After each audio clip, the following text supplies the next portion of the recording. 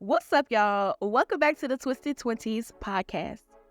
This is a podcast dedicated to reminding you of your God-given purpose through personal testimonies, trials, and personal revelations. I believe that each and every single one of us was created with a purpose for a purpose, but it is up to us to align with it.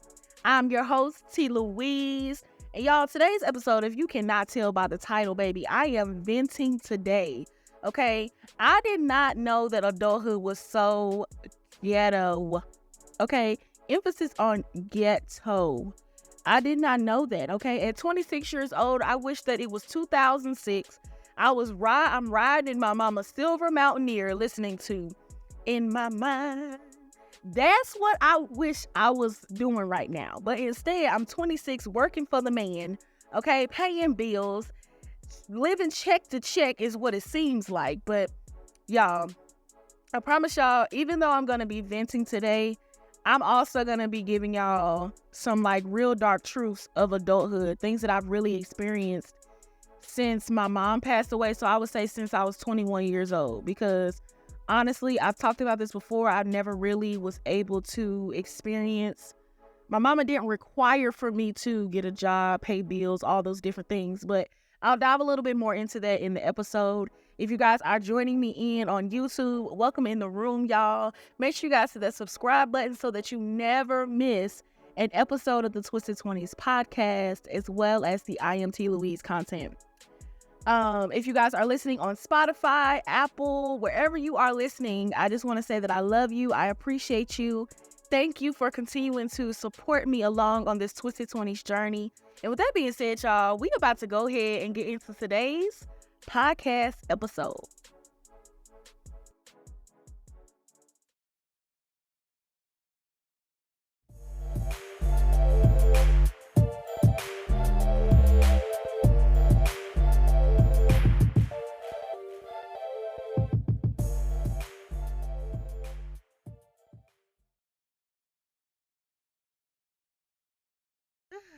All right, y'all. So let me just first say by saying that when I say that adulting is so ghetto, I really wholeheartedly mean that.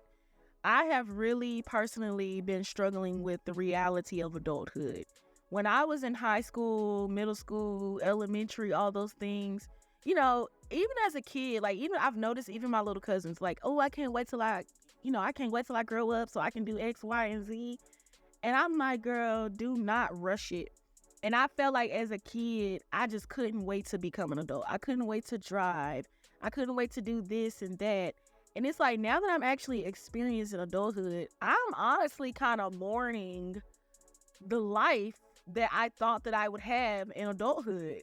And like I said in the intro, y'all, I really wish I was 6 years old again and my mom's silver mountaineer listening to the Temptations singing "In My Mind." I really and truly feel that wholeheartedly. I really desire that. Adulthood has really been an adjustment for me. I've talked about this before, how I'm doing so many things while I'm doing my podcast. There's so many things that God has me doing. So honestly, I don't remember if I said it on my podcast or in the things that God has me doing outside of my podcast, but I've talked about this somewhere before. I talked about how, although my mom did prepare me for certain aspects of adulthood, there are a few aspects of adulthood that she did not prepare me for. And my mom wasn't the parent that required me to get a job, pay bills. I was able to quit jobs if I felt unfulfilled. I would get jobs because I wanted money, or I would get jobs because I wanted to be like my friends who had jobs. And, I wanted to experience what they were experiencing. And I remember my mom, she would always laugh at me, when I would get a new job. And she would be like, girl, I don't know why you got another job. You're not going to keep it. And I really used to think that she was being mean. But honestly, I feel like my mom knew that I was destined for more. I was destined to do something different. And she always knew ahead of time that I would never feel fulfilled doing what I was doing. Because every single time I would get a job and I didn't feel fulfilled, I would just quit. And so now as an adult, I don't have the ability to quit my job. Now I have to do my podcast to feel fulfilled. Now I have to do screenwriting to feel fulfilled. Now I have to start writing my books to feel fulfilled while I'm working my full-time job that I do not feel fulfilled at. Because guess what? I cannot quit my full-time job because I have full-time bills. So I just feel like, and no disrespect to my mom, no, I do appreciate that she didn't put the pressure on me to be an adult. She still allowed me to make mistakes. She allowed me to experience adulthood without having the responsibilities of being an adult. And I think as children, oftentimes our parents can push us out into the world. Some children are forced to get jobs because they're on their own and they have to take care of themselves. But for me, it wasn't like that. My mom paid all the bills. My mom didn't force me to get a job. My mom was like, as long as you're doing something, as long as you're in school, as long as you're getting an education, as long as you are doing something instead of sitting around the house doing nothing, I'm not requiring you to pay bills and get a job. That was something that she just didn't do. And so, of course, I currently, or not so much now, but before, I struggled a lot with financial literacy. I've never understood budgeting. I've never understood saving money or, spending money. Because if I had the money, I was just going to buy it. And so this year alone, which I would say this year alone, I have seen myself walking in my mom's footsteps, making the same financial mistakes, having to get loans. And I hate loans with a passion. But because I've made financial mistakes and I've gone and I've done things that I shouldn't have done, now I have to reprogram and relearn. But not just that, God has been teaching me about being a better steward over my finances, but I still have to deal with the consequences and the repercussions of the mistakes and the choices that I made before God was teaching me about being a better steward over my finances. Or shall I say, he was already teaching me, but I was still being disobedient with my finances, if that makes sense. And so because of that, I do see myself walking in, my mom's footsteps. Not anymore, though. I made a promise to myself that this is it. Like, this is my last year living in poverty, living check to check. This is my last year. And when I say poverty, I mean a poverty-stricken mindset. This is my last year having a poverty mindset. This is also my last year living check to check. There's going to be some things that I'm going to do differently in 2024. I am going to move with obedience when God tells me to do something, because what I've learned alone this year is that if God is telling me to position myself for a opportunity, I need to be ready for that opportunity at any time. Me posting my podcast consistently in 2024, me posting content consistently in 2024 could be the door that God is going to use to open up opportunities that would allow me to not live check to check, that would allow me to not have to work for the man, that would allow me to break out of poverty. And so I told myself, I'm like, this is it. Like, this is it. This is not how I imagine my life, honestly, y'all.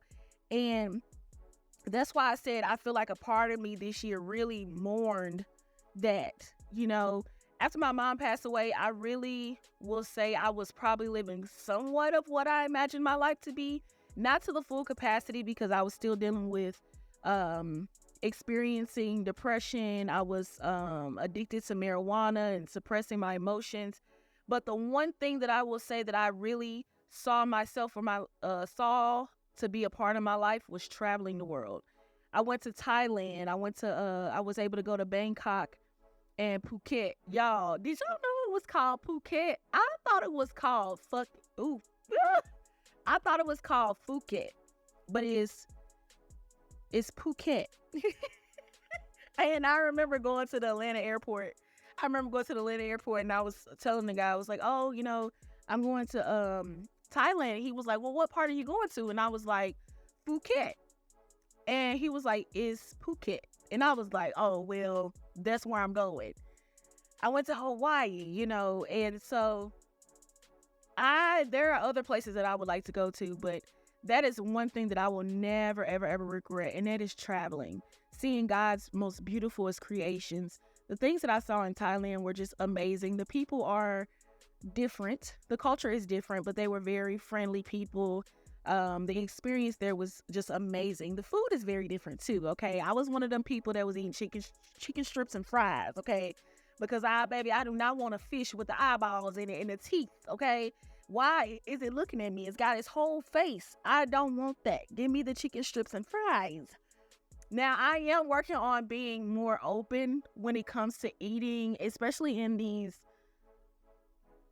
different countries. I don't want to be that person that's like, okay, I'll take the American food. If I wanted chicken strips and fries, I could have stayed at home, okay? So I'm trying to explore with my taste buds and things, but sometimes my mouth and my taste buds just don't like certain things, okay? But I'm getting off topic. But I just had to share that part with y'all, but I don't regret those things. And so I do feel like, I was living what I thought would be my life. I was living this rich girl luxury lifestyle, and then everything came crashing downhill when we moved to Atlanta, and my life was literally flipped upside down again. And so I literally had to transition from traveling and spending money and doing whatever I wanted to do. I had to transition from that to the workforce because I had made horrible financial decisions. And so the job that I'm at now, which is Nordstrom, is the first job that I've ever had for an entire full year. Because like I said, I would quit jobs if I wanted to. I worked for Bath & Body Works seasonally, which was one of the worst jobs I've ever had. There are plenty of other worst jobs that I've had. But Bath & Body Works is probably I would say it's in my top 3 of worst jobs that I've ever had. And I had to transition, to the workforce. And I would say working for Nordstrom has been teaching me how to be committed and consistent with something. And as many times I've wanted to quit Nordstrom, y'all, I'm going to tell you one thing. It's hard to get a job out here in these streets, okay? It's hard to find a work from home job. So no, I'm not quitting Nordstrom until the Lord says quit. Honest to goodness. But it has been teaching me, outside of, going to the gym consistently every week, that has also been building discipline. And I have never been disciplined in certain areas. Davion said something to me a couple years ago. We did a podcast episode, and it was called Consistently Inconsistent. And I've never been consistent in one thing other than being inconsistent. And I've even talked about how years ago when I was in college and I asked my best friend, I'm like, why don't you never support anything I do? And he told me it was because I never finish anything. And I was like, ooh, ouch. But in all reality, that's the truth. I was that person that was inconsistent. I didn't finish anything. And I think that that's been something that has kept me in fear.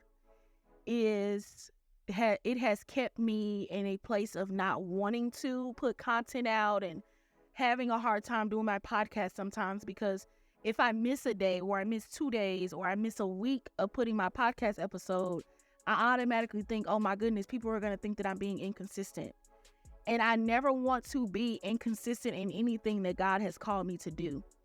And so at this point in my life, I'm trying to understand and acknowledge my habits that have kept me stuck in certain seasons, that have kept me stuck in the same cycles over and over again.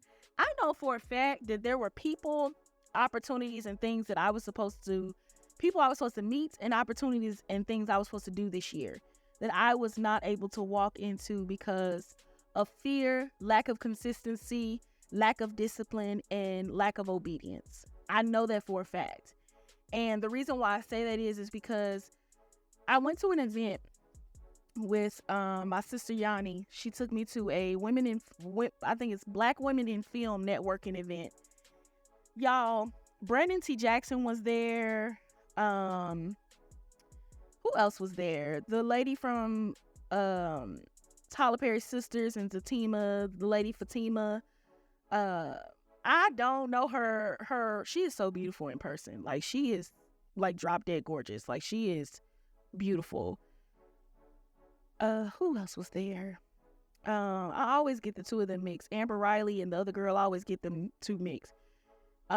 She was there. It was just, I was in the room full of celebrities, like, you know. And so when I was there, I actually had an opportunity to talk to the lady from Tyler Perry Sisters. And I feel like I blew it. Like, I just felt like I blew it. Like, I was so shocked and overwhelmed by her beauty and the fact that, and I don't typically get like nervous around celebrities. When I went to Brentwood, I went to school with celebrities' kids. I have been around celebrities before. You know, I've been around B. Simone, Jackie O. I've been around celebrities before, so I never really felt nervous to talk to a celebrity. But for some reason, I was so nervous to talk to her, and I feel like I blew an opportunity that was an opportunity that I just passed. And so I said to myself, you know what, if I ever run into this lady again, if I ever run into anyone else that God has placed in my path, I am not going to blow the opportunity because of fear. And so I have to do certain things this upcoming year in 2024 that are going to position me in a place to always be ready when God's opportunities come knocking. You have to be in position to receive the opportunities that God has for you. The thing about adulthood, even outside of struggling with financial literacy, even though I think adulthood is ghetto, the one thing I can say about adulthood that can sometimes frustrate me is that there is always an accountability that has to happen with our actions. You know, we're not kids anymore. When we make choices, we have to deal with the repercussions of the choice that we choose, whether it's a good one or a bad one. And so I have to be able to take accountability for my actions, for my laziness, for my lack of self-control, for my lack of discipline, for my lack of understanding and wanting to acknowledge my habits. I have to take accountability for those things.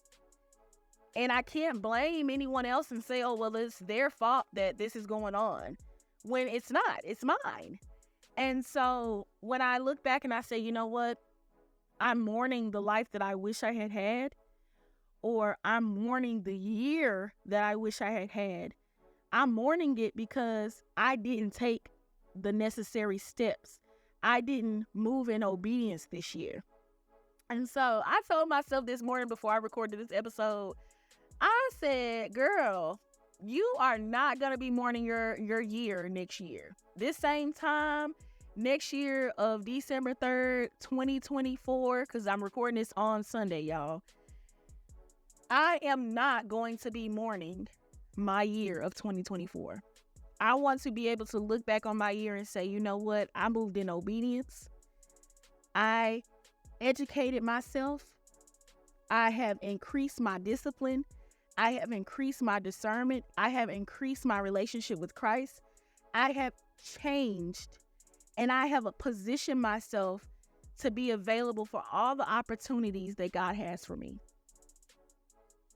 So that is the hard and harsh realities of adulthood that I have personally been dealing with. It's ghetto. It is. It can be very ghetto.